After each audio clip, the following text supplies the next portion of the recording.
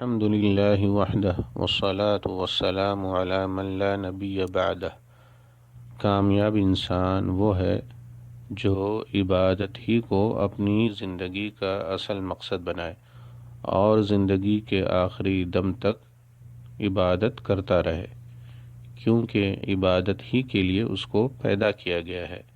اللہ تعالیٰ کا فرمان ہے وَمَا خَلَقْتُ الْجِنَّ وَالْإِنسَ إِلَّا لِيَعْبُدُونَ، میں نے جنوں اور انسانوں کو محض اس لیے پیدا کیا ہے کہ وہ میری عبادت کریں۔ سورہ الذاریات آیت نمبر 56۔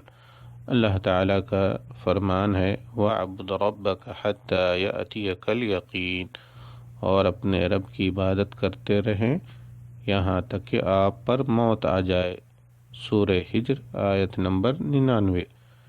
ماہ شعبان میں نبی کریم صلی اللہ علیہ وسلم کثرت سے روزے رکھتے تھے اور فرمایا کرتے تھے ذاک شہر تغفل الناس فیہ عن بین رجب ورمضان وهو شہر ترفع فیہ الاعمال الى رب العالمین واحب ان يرفع عملی وانا صائم۔ یہ وہ مہینہ ہے جس میں لوگ رجب اور رمضان کے درمیان روزے سے غافل ہو جاتے ہیں، حالانکہ اس میں اعمال رب العالمین کی بارگاہ میں پیش کیے جاتے ہیں، اور میں یہ پسند کرتا ہوں کہ میرے اعمال روزے کے حالت میں پیش کیے جائے۔